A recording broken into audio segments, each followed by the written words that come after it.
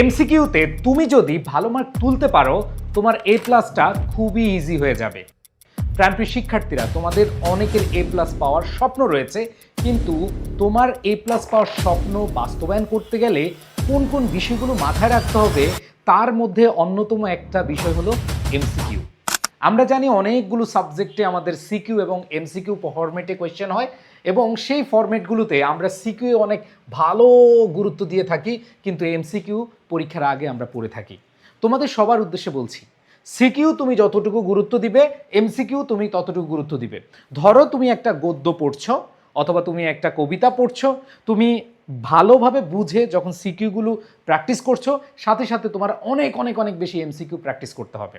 So আজকে আমি তোমাদেরকে বলবো তুমি প্রত্যেকটা সাবজেক্টে কিভাবে 20+ মার্ক তুমি তুলতে পারো এমসিকিউতে, এবং তার জন্য তোমার করণীয় কি কি রয়েছে সেগুলো।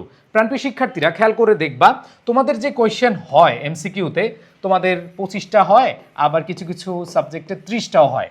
সো এই 25 থাকুক আর 30 থাকুক, যদি ধরো 25টা কোয়েশ্চেন, সেখানে 15টা কোয়েশ্চেন তুমি দেখবা বই এবং অনুশীলনী থেকে তুমি আনসার করতে পারছো।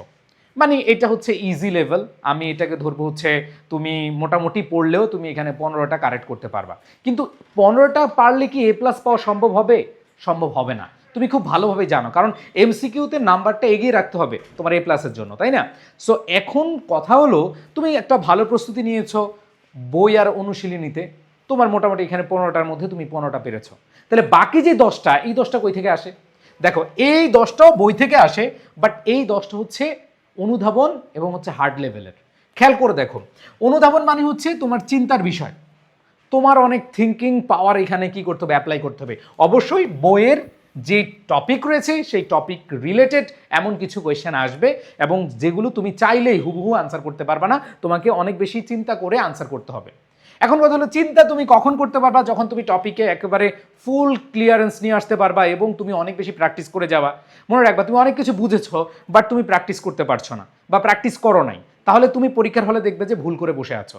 সো আমি তোমাদের উদ্দেশ্যে বলছি, দেখো এই জিনিসগুলো মাথায় রাখতে হবে যে আমি এমসিকিউতে ভালো করতে হলে আমাকে এই যে বই অনুশীলনীর বাইরে আমার অনেক বেশি প্র্যাকটিস করতে হবে, এবং প্র্যাকটিস করার জন্য যেই কোয়েশ্চেনগুলো চিন্তা ভাবনার বিষয় সেগুলো আমাকে অনেক বেশি অ্যাপ্লাই করতে হবে। এবং তুমি দেখবে অ্যাপ্লাই করতে গেলে যে তুমি যেটা চিন্তা করতেছো সেটা মানে আনসার করেছো, কিন্তু ভুল হয়ে আনসার আরেকটা হয়েছে। মানে ব্যাপারটা হলো, তুমি যেটা আনসার করেছো সেটা ভুল। এখন কথা হলো যে এই ভুলগুলোই তোমার ফুল হয়ে যাবে যদি তুমি এগুলো প্র্যাকটিসের মাধ্যমে আয়ত্ত করতে পারো। এখন কথা হচ্ছে, হার্ড লেভেলের যে কোয়েশ্চেনগুলো, যেখানে আসলে আমাদের ডেপথ নলেজ লাগবে, যে কোনো টপিক, তুমি ফিজিক্স, কেমিস্ট্রি, ম্যাথ, বায়োলজি বা যে কোনো টপিক, তোমার যদি ডেপথ নলেজ না থাকে, তোমার যদি বেসিক ক্লিয়ার না থাকে, তোমার যদি প্র্যাকটিসের অভাব না থাকে, এই 5টা কোয়েশ্চেন তুমি পারবা না ভাই, তুমি পারবা না। তার মানে ধরো 25টা কোয়েশ্চেন আসছে, 25টা কোয়েশ্চেনের মধ্যে তোমার 5টা কোয়েশ্চেন এমনি বাদ দিয়ে দিতে হবে যদি তুমি ডেপথ অ্যানালাইসিস না করো, যদি তুমি অনেক বেশি প্র্যাকটিস না করো। সো আমি তোমাদের উদ্দেশ্যে বলছি, তুমি 20+ মার্ক তখনই আনসার করতে পারবা বা সঠিকভাবে তুমি পেতে পারবে যখন তুমি হচ্ছে এই 3টা বিষয়কে অগ্রাধিকার দিকে প্রস্তুতি নিবে। সো আমি সবার উদ্দেশ্যে বলবো যে ভাই, এখন এই মুহূর্তে সব কিছু বাদ দাও। দেখো ভাই, তুমি অনেক পাগলামি, তুমি অনেক দুষ্টামি, অনেক সময় নষ্ট করতে পারবা, কোনো সমস্যা নাই, কিন্তু এই মুহূর্তে প্লিজ এই সময়টাকে একটু গুরুত্ব দাও। দেখো, তোমার প্রত্যেকটা সাবজেক্টে A+ মার্ক টার্গেট করতে হবে। যদি কেউ মনে করে যে আমি 4টা সাবজেক্ট 5টা সাবজেক্টে A+ পাবো, বাকিগুলোতে মোটামুটি পাবো, নো। তোমার প্রত্যেকটা সাবজেক্টে তুমি A+ টার্গেট করো, মানে গোল্ডেন A+ টার্গেট করো। যদি আল্লাহ না করুক 2-1টাতে মিস যায়, তারপরে যেন তোমার A+ নিশ্চিত থাকে। দেখো, তোমার এটা একটা স্বপ্ন, তোমার এই স্বপ্ন বাস্তবায়ন করার জন্য তোমাকে অবশ্যই প্রস্তুতি নিতে হবে ওইভাবে। দেখো, তুমি চিন্তা করতেছো যে তুমি শুধু পড়াশোনা করতেছো, রেজাল্টটা তুমিই পাবা, না। তোমার এই রেজাল্টটা কিন্তু অনেক দিক থেকে অনেকের জন্য স্বপ্ন। তুমি যে রেজাল্ট করবে, এই রেজাল্টের স্বপ্ন কিন্তু তোমার বাবা মা দেখতেছে, তোমার আত্মীয় স্বজন দেখতেছে, তোমার শিক্ষক দেখতেছে, তারা কিন্তু তোমাদের থেকে অনেক অনেক বেশি ভালো কিছু এক্সপেক্ট করতেছে। এখন তুমি যদি সেটাকে প্রায়োরিটি না দাও, তুমি যদি সেটা না বুঝে বুঝে পড়ো, তাহলে কিন্তু হবে না। তারপরে প্রত্যেকটা সাবজেক্টে তুমি এই 3টা ক্যাটাগরি মাথায় রেখে প্রস্তুতি নিবে। আর অনেকের হচ্ছে টেস্ট পরীক্ষা শেষ, সো টেস্ট পরীক্ষার পরে তোমরা চাও যে টেস্ট পেপার সলিউশন অথবা final revision. So test paper সলিউশনটা অনেক বেশি ইম্পর্টেন্ট, মানে বোর্ড কোয়েশ্চেন এবং শীর্ষস্থানীয় যে কলেজগুলো আছে এগুলো ভালোভাবে তোমাদের প্র্যাকটিস করতে হবে।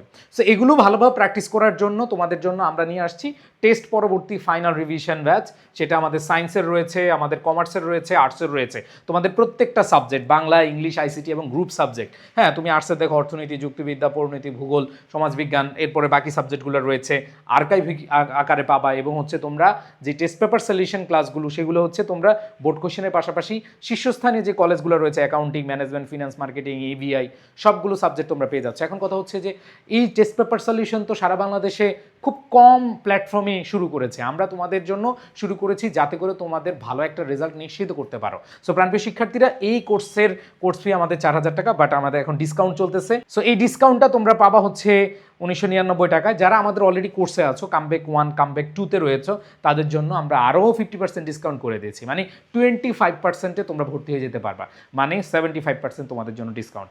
সো এই কোর্সে তুমি ভর্তি হয়ে যেতে পারো।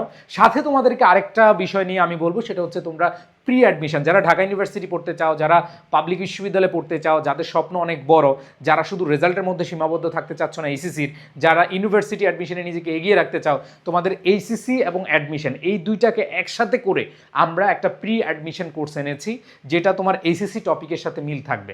এইচএসসি টপিকের সাথে মিল রেখে তোমাদের হচ্ছে এই ক্লাসগুলো করানো হবে। তোমরা যারা আমাদের এই ক্লাসগুলো করতে চাও, তোমরা অবশ্যই এখন এনরোল করে নিতে পারো, এবং এখন ভর্তি হলে তোমার আর পরবর্তীতে কোনো কিছুতে টাকা পেমেন্ট করা লাগবে না। তোমরা ঢাবি, রাবি, চবি, গুচ্ছ এই কোর্সগুলো একদম ফ্রিতে পেয়ে যাচ্ছ। সো তোমরা অবশ্যই এই জায়গাটা মাথায় রেখে প্রস্তুতি নিয়ে নাও এবং এখনই ভর্তি হয়ে যাও, কারণ এখন ভর্তি হলে ডিসকাউন্ট পাচ্ছ, একেবারে এক ফিতে তুমি একবার গুচ্ছ পর্যন্ত ক্লাস করতে পারবে। সাথে আরেকটা বিষয় তোমাদেরকে বলে দিই, তুমি এইচএসসির প্রস্তুতিটাও এখানে ভালোভাবে নিয়ে নিতে পারবে। সো তোমরা সবাই ভালোভাবে প্রস্তুতি নাও। তোমাদের সবার প্রতি শুভকামনা জানিয়ে আজকের মতো এখানে শেষ করছি। তোমরা যারা A+ পেতে চাও কমেন্টে লিখো A+ চাই। সবাই এটা একটা নিজের সাথে একটা প্রতিজ্ঞাবদ্ধ হওয়া, আর কিছু না। তুমি যখন লিখবা, অনেকে লিখতে চায় না, ভাই তুমি যেটা চাও সেটা নিজে সবাইকে জানান দাও, তাহলে দেখবা যে একটা প্রেশার আছে তোমার উপরে।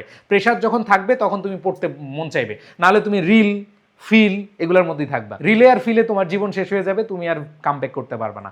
সো তুমি নিজে যারা A+ টার্গেট করছো লিখে নাও A+ চাই, ঠিক আছে? আর যারা ভর্তি হতে চাও তারা লিখো ভর্তি হতে চাই, দুইটাই লিখতে পারো। হ্যাঁ, A+ চাই এবং ভর্তি হতে চাই। সো সবাই ভালো থাকো, সুস্থ থাকো, আল্লাহ হাফেজ, আসসালামু আলাইকুম।